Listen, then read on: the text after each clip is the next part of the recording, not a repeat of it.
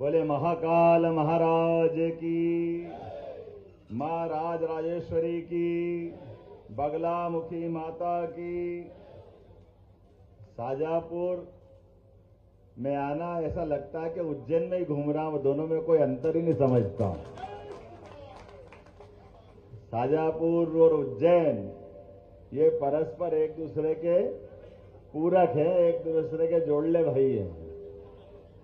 मंच पर मौजूद हमारे मंत्री श्रीमान गौतम टेटवाल जी, माननीय सांसद महेंद्र सिंह जी, माननीय विधायक अरुण भीमावत जी, माननीय विधायक चंद्रवंशी जी, इस अवसर पर मंच पर जिलाध्यक्ष सहित हमारे सभी वरिष्ठ नेतागण, जोरदार अभिनंदन कर दें पूरे मंच का। थोड़े समय की बहुत कठिनाई है, मैंने सोचा था कि 2-4 मिनट में पूरा कार्यक्रम होगा, क्योंकि यहाँ के बाद तुरंत जहाँ पहुँचना था वहाँ मुझे 2:30 बजे पहुँचना था। आज इंद्र देवता ने पता नहीं शाजापुर और बरसात का कोई खास संबंध है। जब भी मेरा कार्यक्रम बनता तब बरसात जरूर होती है। ये इंद्र देवता का आशीर्वाद, एक तरह से भगवान इंद्र के लिए जोरदार अभिनंदन करो। हमारे अपने प्रत्येक कार्यक्रम में काय की गर्मी, काय का मौसम, ये जो बरसात का मौसम, वाकई आनंद आ जाता। आज यहाँ हॉस्पिटल के 100 बेड के नवीन हॉस्पिटल के लोकार्पण के अवसर पर, अभी तक हमारा हॉस्पिटल 200 बेड का था। अब ये 20 करोड़ की लागत से 100 नए बेड जो जुड़े हैं, खास करके जच्चा बच्चा की दृष्टि से ये बड़ी सुविधा होगी। जोरदार अभिनंदन करें आज के इस विकास कार्य के लोकार्पण का। इस नवीन चिकित्सालय में एक ही छत के नीचे स्त्री रोग, शिशु रोग के सभी मरीजों के लिए उनकी समस्या का समाधान होगा। मरीजों के लिए ओपीडी कक्ष, प्रसूति कक्ष, 2 अत्याधुनिक ऑपरेशन थिएटर, 10 बिस्तरी एचडीयू, 10 बिस्तरी पीआईयू, 25 स्कूल मिलाकर के अलग अलग जांचों के साथ, सभी कक्षों के साथ अत्याधुनिक सुविधा का ये जो नया एक दरवाजा खुला है, मैं शाजापुर के माननीय विधायक और सांसद जी पूरे मंच को धन्यवाद देता हूं। जोरदार तालियां बजा करके आप अपने शाजापुर के अंदर लगातार विकास की जितनी संभावना थी, उन सारी चीजों में एक के बाद एक हमारे लिए, अभी आपने बड़ी बात कही नहीं, मैं बता देता हूं। हमारे यहां नर्मदा की पाइपलाइन भी आ रही, जोरदार तालियां नर्मदे महारानी की। और उससे बढ़कर पार्वती काली सिंह चंबल योजना के माध्यम से, यशस्वी प्रधानमंत्री के आशीर्वाद से, ये राजस्थान और मध्य प्रदेश की दोनों सीमाओं के बीच लगभग 20 साल पुरानी योजना थी। मैं पार्टी की बात नहीं करता हूं, लेकिन जब ये बात आएगी तो सत्य तो सामने आएगा ही। ये पानी का लाभ यहाँ के किसान आज से 20 साल पहले ले सकते थे, उनकी सारी जिंदगी बदलती। लेकिन दुर्भाग्य के साथ कहना पड़ रहा है, इस संबंध में कुछ नहीं किया गया। कभी हमारे द्वारा यहाँ जब भी सरकार से प्रस्ताव जाता, येन केन प्रकार वो सरकार टाल देती। जब हमारी सरकार वहां बन गई, यहां सरकार कांग्रेस की, तो ये टाल देते थे। लेकिन आज जब हमने आगे बढ़कर के इस चुनाव के बाद आगे बढ़े, तो दोनों तरफ से लगभग 13 जिले हमारे, श्योपुर, मुरैना, ग्वालियर, गुना, शिवपुरी, राजगढ़, शाजापुर, आगर, उज्जैन, यहां तक कि पीने के पानी और बाकी चीजों की सप्लाई के लिए इंडस्ट्रियल बेल्ट में लगभग 13 जिलों के अंदर ये पूरा लाभ मिलेगा। अभी आप कह रहे हैं कि प्याज की मंडी है, मेरा तो ऐसा मानना है कि आप तो जितनी भी प्रकार की सिंचाई की सुविधा वाली खेतों में फसल हो सकती है, सबका प्लान बनाओ, सब दूर 24 घंटे पानी और 24 घंटे बिजली शाजापुर में मिला करेगी। ये प्रबंधन हमारी सरकार के द्वारा किया जा रहा है। किसानों की जिंदगी अच्छी करने के लिए ही तो सरकार बनती है। सरकार क्यों नहीं बनना चाहिए? और सरकार बनने के बाद खास करके ये अंचल तो अपनी मेहनत के लिए जाने जाते हैं। अपने पुरुषार्थ पराक्रम से आलू प्याज पूरे देश के लोग अगर कहीं खरीदने आते हैं तो शाजापुर जिले के अंदर आते हैं।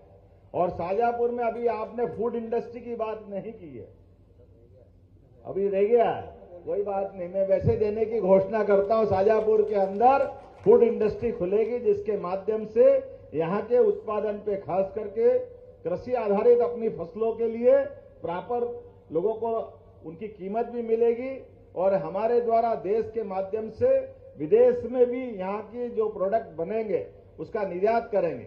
सरकार बनने के बाद हमने लगातार प्रयास किया है कि हमारे अपने किसानों ने तो मेहनत करके उत्पादन में उत्पादकता बहुत अच्छी बढ़ाई है, लेकिन बाद का काम सरकार का है।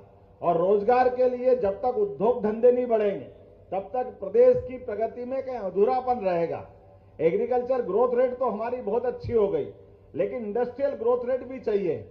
जब तक कृषि आधारित हमारे सभी प्रकार के उत्पाद, सभी प्रकार के कॉटन आधारित उत्पाद जो भी हो सकते हैं, सब में लगातार सरकार के माध्यम से प्रयास कर रहे हैं। मैं पिछले समय कोयम्बटूर गया था तमिलनाडु के अंदर, और वहां के भी उद्योगपतियों से कहा कि आप हमारे मध्य प्रदेश आइए।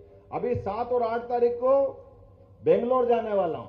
आने वाले समय में खास करके भविष्य में जो ये जिस प्रकार का निवेश आ रहा है, उज्जैन की समिट रीजनल की थी जिसमें हमने अपने संभाग के अंदर साथ साथ पूरे प्रदेश के अंदर उद्योग धंधे को स्थापित करने की बात कही है, लेकिन आज समय लंबा लग जाएगा। मैं आज तो छोटी बात करके जल्दी भागना चाह रहा हूं। अपने बीच में रक्षाबंधन का त्योहार आ रहा है और बहने बेटी आपको प्रणाम करता हूं, दोनों हाथ में राखी बांध करके ये जो आनंद आपने लुटाया है, सारे जीवन इसका आनंद में भूलूंगा भी नहीं, और ये आनंद है भी सही। ये हमारे तीज त्योहार केवल घर की दीवारों के अंदर मनाने के लिए नहीं है, हमारे परिवार में तो हम मनाते ही हैं, लेकिन प्रत्येक त्योहार चौड़े चौगान सबके बीच मनाने की जरूरत होती है। जब हमने कहा हमारी संस्कृति दुनिया की सबसे श्रेष्ठ संस्कृति है, हमारी अच्छाई हम दुनिया में बांटने के लिए निकले, हमारा उदात्त विचार जियो और जीर्णोद्धार की भावना के आधार पर चलता है, तो हमारे तीज त्योहार ये अपने दीवारों को बाहर लाने की जरूरत। इसलिए हमने कहा कि हर एक त्योहार सरकार केवल छुट्टी करके अपने घर में नहीं बैठ सकती, छुट्टी तो होगी जो होगी त्योहार के दिन, लेकिन समाज के साथ ये आनंद महसूस करना चाहिए। इसलिए ये परंपरा हमने प्रारंभ की है। और ये रक्षाबंधन का त्योहार तो ये सावन का महीना आते ही बहनों की आंखों की चमक बता देती है कि हाँ सावन का महीना आया है। और बहनों का तो कहना ही क्या, माँ बाप के बाद परिवार पे अगर सबसे ज्यादा कोई स्नेह लुटाती है तो अपनी बहनों का ही तो प्यार रहता है, जिससे हमारे परिवार परंपरा आगे बढ़ता हो, आनंद लेता है, उसका एहसास हमको होता है। ये गौतम जी कह रहे हैं कि 250 रुपए भी आने वाले हैं, बिल्कुल आने वाले हैं। आने वाली 10 तारीख के दिन एक साथ 25,000 से ज्यादा स्थानों पर हमारे सभी पंचायत, सभी वार्ड, सभी नगर निगम, नगरीय केंद्र, ग्राम केंद्र एक साथ 25,000 स्थान पर रक्षाबंधन के त्योहार भी मनेंगे। और अभी रोज 1 से लेकर 10 तारीख तक तो राखी बांध ही रहे। उस दिन एक साथ एक सिंगल क्लिक से 1,39,00,000 बहनों के खाते में 250 रुपए की राशि डाली जाएगी। ये 250 रुपए की राशि नहीं है, ये बहनों के प्रति, नारी सशक्तिकरण के प्रति सरकार की दृढ़ इच्छा शक्ति का प्रतीक है। हमारी बहनों को पैसे की कीमत मालूम है, भाई तो और उड़ा देते, कुछ भी कर लेते हैं, लेकिन बहन से अगर 5 पैसे भी खर्चा होते हैं तो 100 बार सोचती और 1 बार खर्चा करती है। ये उनका अपना चरित्र है और ये उनकी अच्छाई है। उनके द्वारा उनके हाथ में दिया हुआ पैसा 1-1 रुपया बोल बोल के लगता है, उसका एहसास होता है सच्चे अर्थों में। तो बहनों का जो योगदान भारतीय संस्कृति में वो कोई छिपा नहीं है। इसलिए हमारे देश के लिए तो हमने मातृ संस्था से जोड़कर देश की कल्पना की है। इसलिए हम कहते हैं भारत माता की, क्योंकि हमने मातृ सत्ता की महत्ता को स्वीकार किया। हमने नवग्रह में भी पृथ्वी को वसुंधरा माना है, माता माना है।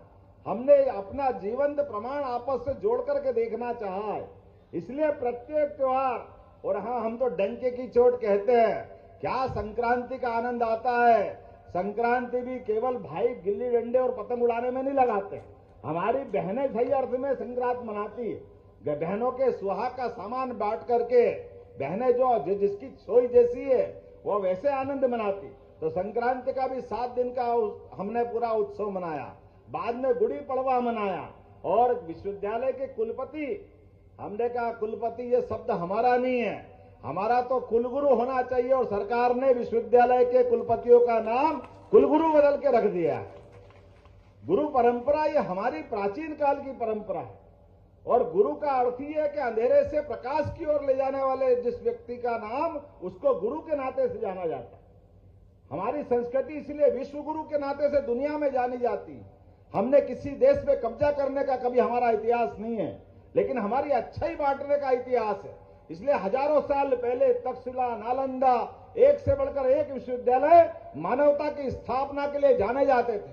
5000 साल पहले उज्जैन में भगवान कृष्ण ने कंस को मारने के बाद शिक्षा ग्रहण करने का अवसर मध्य प्रदेश को दिया था। यह उदात्त संस्कृति हमको अपने त्योहारों के पास ले जाती है। तो गुरु पूर्णिमा के बाद रक्षाबंधन का उत्सव, और 10 तारीख को 250 रुपए मिलेंगे, और 1250 तो जो मिलना ही है, ये दोनों मिला के 1500 होंगे। और उसके माध्यम से बहन कोई कपड़े खरीदेगी, कोई मिठाई लेगी, कोई राखी लेगी। आप 19 तारीख को जब अपने सगे भाई को राखी बांधोगे तो समझ लूंगा मुझे अपने मस्तक पे तिलक लग गया। ये आनंद आप सब दे दोगे, ये आनंद हमारा लगातार चलते रहना चाहिए। नारी सशक्तिकरण की दिशा में यशस्वी प्रधानमंत्री का जोरदार ताली बजाकर अभिनंदन करो, जिनके माध्यम से आजादी के बाद पहली बार हमारी 33% के आधार पर सांसद, विधायक भैया खतरे में रहेंगे अगले चुनाव में, मुझे मालूम है। बहनों का हक अगर इस आजादी के बाद किसी प्रधानमंत्री ने दिया है तो उनका नाम है यशस्वी प्रधानमंत्री श्रीमान नरेंद्र मोदी, जिन्होंने इस बात को रेखांकित किया है कि दुनिया का सबसे बड़ा लोकतंत्र और लोकतंत्र का पावन मंदिर हमारे अपने राज्यसभा, लोकसभा, विधानसभा, तो इसमें बहनों का प्रतिनिधित्व क्यों नहीं होना चाहिए। इसलिए डंके की चोट उन्होंने अमेंडमेंट करके निकाला है। मुझे मालूम है कई लोगों के पेट दुख रहे हैं विरोधियों के, वो जो मर्जी करे, लेकिन ऐसी अच्छाइयों की श्रृंखला श्रीमान नरेंद्र मोदी लगातार करते रहते हैं। हमें इस बात की प्रसन्नता है। उनके नेतृत्व में पहली बार आदिवासी अंचल की बहन को राष्ट्रपति बना करके जोरदार अभिनंदन करो। हमारी बहन राष्ट्रपति द्रौपदी मुर्मू पहली बार दुनिया के सबसे बड़े लोकतंत्र के सबसे बड़े पद तक पहुंचाने का अगर किसी ने निर्णय किया, उनका नाम श्रीमान नरेंद्र मोदी जी है। ऐसी कई सारी बातें मैं बता सकता हूं, लेकिन आज समय की थोड़ी कमी है। लेकिन फिर भी विधायक जी ने कहा है कि मक्सी तहसील बनना चाहिए। अभी इनसे कहा कि यार अभी तो 8 ही महीने हुए सरकार बने, पूरे 5 साल आता रहूंगा, जल्दी मत करो। अभी जितनी बार बुलाओगे उतनी बार आऊंगा, जितनी बार आऊंगा उतनी बार कुछ न कुछ देना पड़ेगा। लेकिन आज आपने शुरुआत की है, निश्चित रूप से मक्सी को तहसील बनाने की घोषणा की जाती है। और आगे जितने विकास के मामले में हमने कहा कि प्रत्येक विधायक अपनी विधानसभा का विकास का मॉडल बनाएं। वो जो जो सोचेंगे वो सब हम देंगे, और जो नहीं सोचेंगे वो भी देने वाले हैं। क्योंकि विकास के मामले में सरकार ने निर्णय किया है कि हमारा अपना जीडीपी बढ़ाना है, तो हमारा बजट भी हमने कहा कि अभी 3.5 लाख करोड़ का था, इसको बदल करके 5 साल के अंदर 7 लाख करोड़ का हमारा अपना बजट होने वाला है। इसलिए विकास के सारे मामलों में लगातार आगे बढ़ते हुए अपने प्रदेश को देश का सबसे अच्छा प्रदेश बनाना है। आज के इस अवसर पर, इस लोकार्पण के अवसर पर मैं आपको बधाई देना चाहता हूं। बहुत बहुत धन्यवाद। भारत माता की जय।